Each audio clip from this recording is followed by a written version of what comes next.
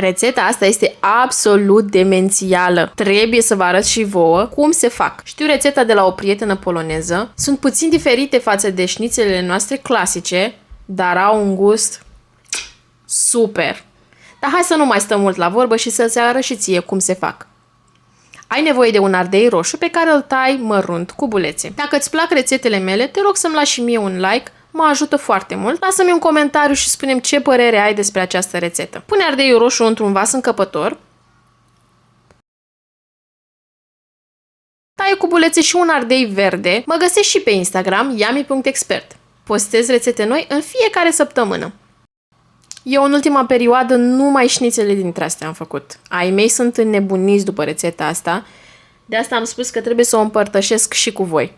Mai ai nevoie și de carne de pui. Eu am folosit partea superioară a pulpei, dezosată, pe care am tăiat-o fâșii, după care am tăiat-o cu bulețe mici. Rețeta care mi-a dat-o prietena mea spune că trebuie să fie așa, bucățele mici, nu dată pe mașina de tocat. Dar tu, dacă vrei, poți să o dai și pe mașina de tocat, dacă ți este mai ușor. După ce ai tăiat puiul cu bulețe, îl iei și îl pui lângă restul de legume. Ai nevoie de un ou sau două, în funcție de mărimea oului. 2 linguri de iaurt grecesc. Am folosit și porumb dulce. Am scurs zeama, după care l-am adăugat lângă restul ingredientelor. Am pus sare, piper. Tu poți folosi și alte condimente. Tu pui ce îți place ție. Am adăugat 2 linguri cu făină. Mai poți adăuga și cașcaval ras, brânză cheddar mai exact. Amestecă totul foarte bine.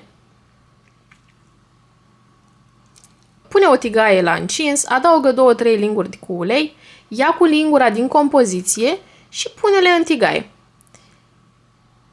O să observi că e mai lichidă compoziția, așa trebuie să arate, nu-ți fă probleme. Prăjește-le pentru 4-5 minute,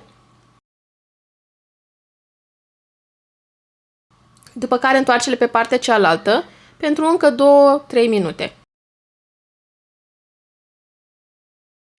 Și asta este tot. O să mă pomenești. Sunt foarte, foarte delicioase șnițelele astea și, cum ți-am spus, sunt puțin diferite față de șnițelele noastre, dar de efect. O să vezi, încearcă și tu și spune-mi în comentarii dacă ți-a plăcut. Poftă bună!